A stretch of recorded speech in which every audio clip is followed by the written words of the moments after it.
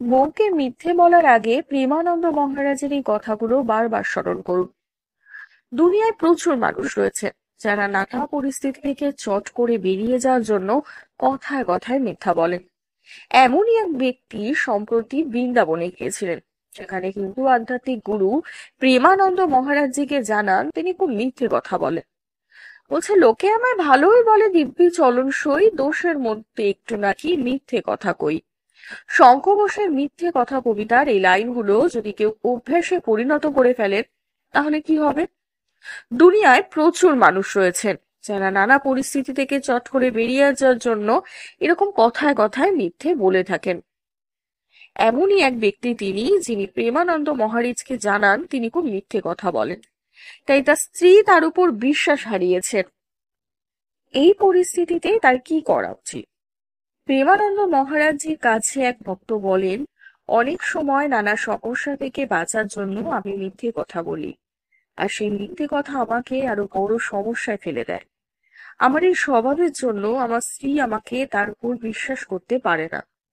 ওই ভক্তর এই কথা শুনে মহারাজজি বলেন, হ্যাঁ, আমাদের অনেক সময় মনে হয় যে মিথ্যে কথা বললে পরিস্থিতি থেকে বেরিয়ে যেতে পারবো, কিন্তু সাময়িক সেই পরিস্থিতি থেকে বেরিয়ে গেলেও সমস্যা কিন্তু পিছু ছাড়ে না।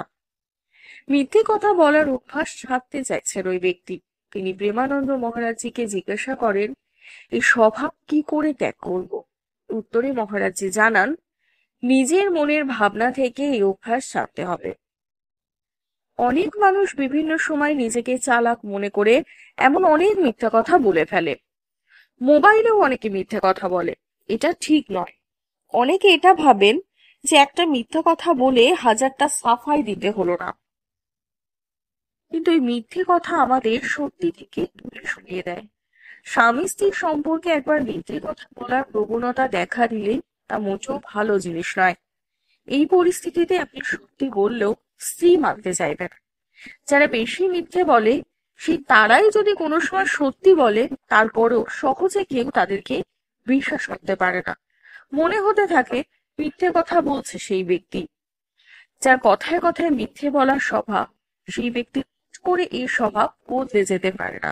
এই প্রসঙ্গে প্রেমানন্দজি বলেন, আমার মনে হয় মিথ্যে কথা বলা ধীরে ধীরে বন্ধ করতে হবে। আজ থেকে সত্যবাদী হরিশ্চন্দ্র হব বললেই তো আর হয় না। কারণ যে ব্যক্তি এতদিন মিথ্যা বলে পরিস্থিতি থেকে বেরিয়েছে, তার মুখে মাথায় সেই সংক্রান্ত কথা তো আসবেই।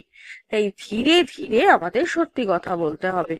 যদি সত্যি বলে দেওয়া হয়, তাহলে ফাঁসি তো আর হবে না, কিন্তু আমাদের আচরণ ঠিক হয়ে যাবে, জীবনও ঠিক হয়ে যাবে।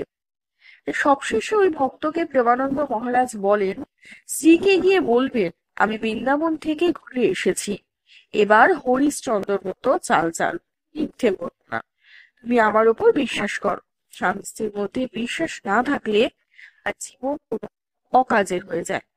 ভাবুন, আপনি যাই বলুন, সে যদি বিশ্বাস না করে, বলে এগুলো সব মিথ্যে কথা, তাহলে লাভ কিসের? আর কাউকে কখনো ঠকাবেন না। মিথ্যে কিছু আধ্যাত্মিক প্রভাব রয়েছে। হিন্দু শাস্ত্র অনুযায়ী সত্য হলো সর্বোচ্চ ধর্ম। ভগবদ গীতায় বলা হয়েছে, সত্যম শৌচ ময়ং দানম, অর্থাৎ সত্য, পবিত্রতা এবং দানই মানুষের পরম ধর্ম। মিথ্যে বলার অভ্যাস মানুষকে অধর্মের দিকে ঠেলে দেয়, যা তার বিকাশে বাধা সৃষ্টি করে।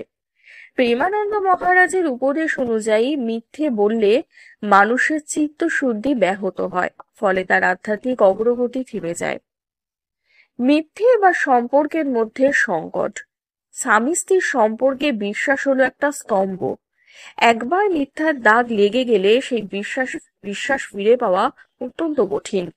প্রেমানন্দ মহারাজের উদাহরণের মাধ্যমে দেখানো যায়, মিথ্যে বলার ফলে স্ত্রী স্বামীকে অনির্ভরযোগ্য মনে করে।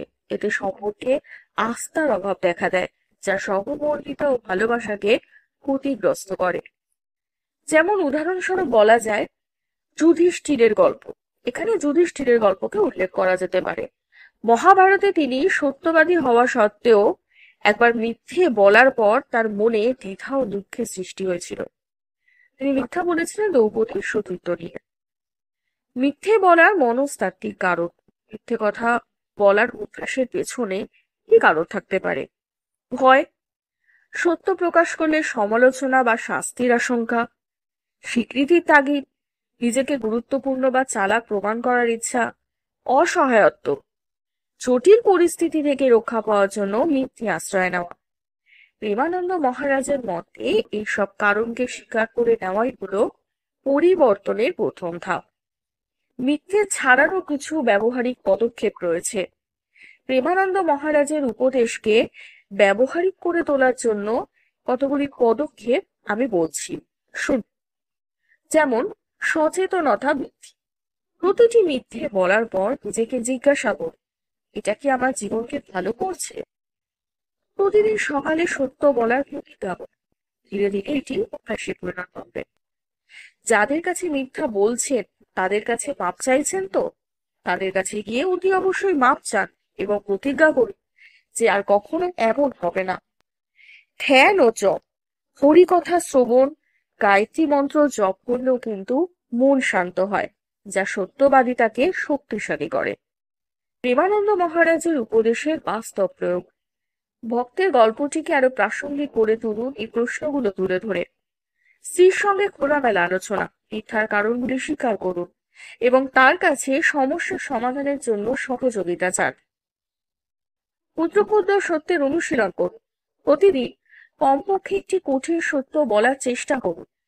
যেমন, যদি কোনো ভুল করে থাকে তাহলে সেটা স্বীকার করুন। যারা মিথ্যা বলার উৎসাহ দেয় তাদের সঙ্গ সবসময় এড়িয়ে চলুন। যুধিষ্ঠিরের সত্যবাদিতা। মহাভারতে তিনি সত্য বলার জন্য রাজ্য, সম্মান, এমনকি পত্নীকেও হারাতে প্রস্তুত ছিলেন। স্বামী বিবেকানন্দ এই সম্পর্কে কিছু উক্তি রেখেছেন।